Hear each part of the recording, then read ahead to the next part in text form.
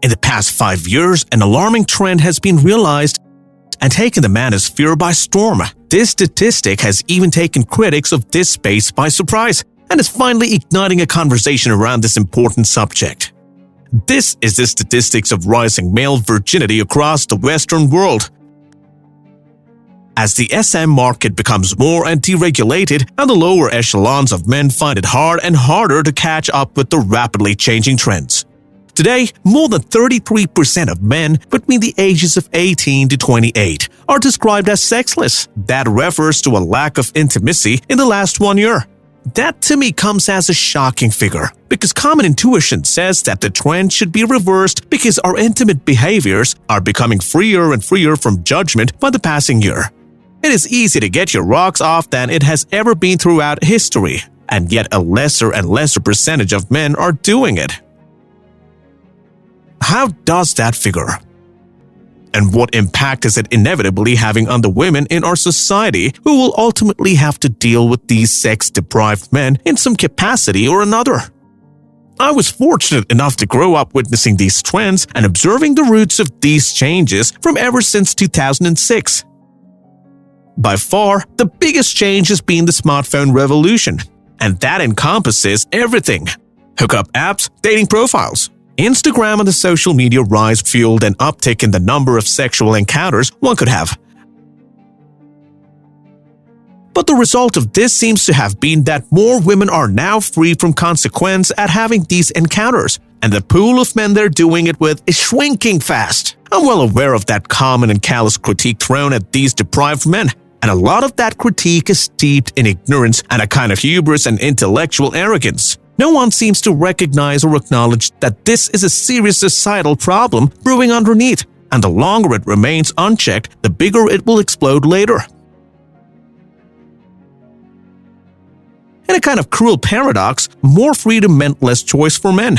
And as I've often said in the past, any society that wants to remain stable must take into account the factor of male sexuality and aggression. These things must be contained and channeled properly in order to ensure happy societies and individuals. So why do I say that this dynamic will ultimately also have an impact on women? Listen, gentlemen, I'm sure you're aware, but men and women are the bedrock of future generations, and any crack between them will be sure to reverberate across time and lead to outcomes far after all of us are gone. And they also have an impact on billions of people today. If more and more men are becoming deprived of intimacy and are having to toil it away at dead-end jobs with no hope for making it out of this vicious circle, it is very likely that at some time a boiling point will be reached.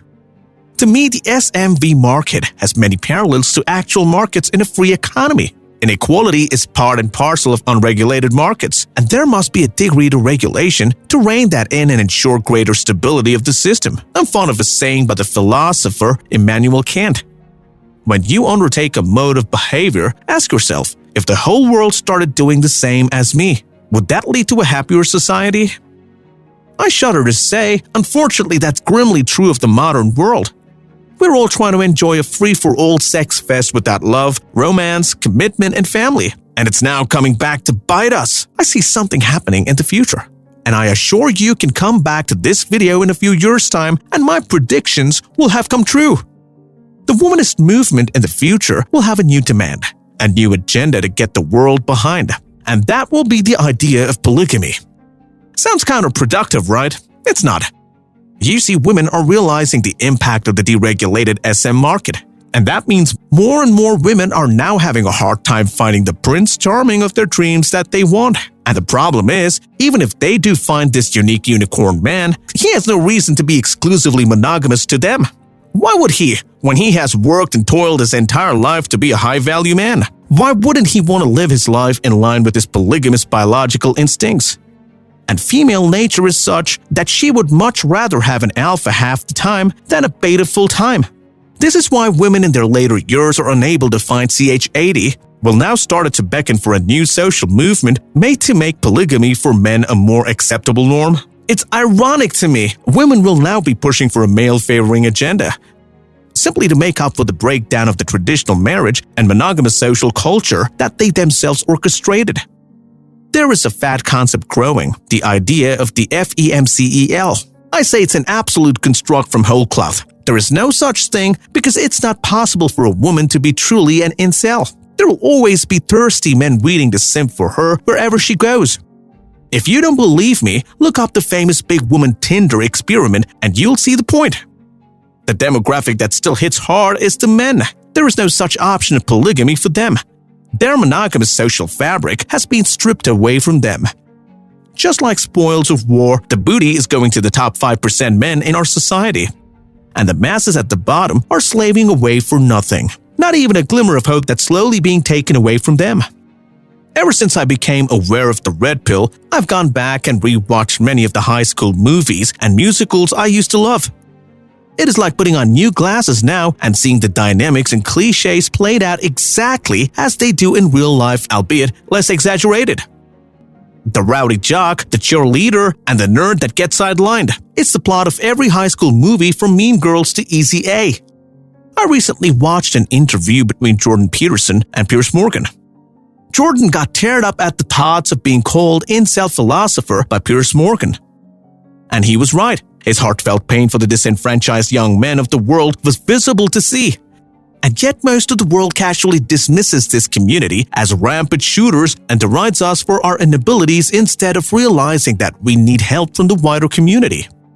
And the women of the world must also sympathize with the modern societal predicament, because a lack of strong and responsible men will ultimately have an impact on the relationships they can have, and the men available as potential marriage prospects.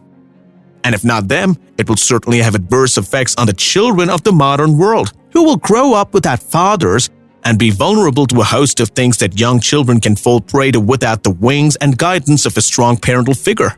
Every man that checks out of the dating market or is left and forgotten by the world as it progresses is one void left that is hard to fill by anything else except strong masculinity. I want to build strong men who have wives and children because this is where their sense of meaning comes from. And men without a sense of meaning fall into the pit of nihilism and depression, and can end up using dangerous vents to let out their frustration and resentment. And this is why I created this channel. I want to aid the modern man in building himself up and leading men around him to champion societal changes that ultimately help everyone. This channel is one of many great resources that will provide you with the necessary tools to make that happen, so you can navigate around this complex world and be the change you want to see. So like the video and subscribe to the channel because there's a lot more nuggets of knowledge we drop here that you cannot afford to miss. Share this video across your socials and get more men in on the fight.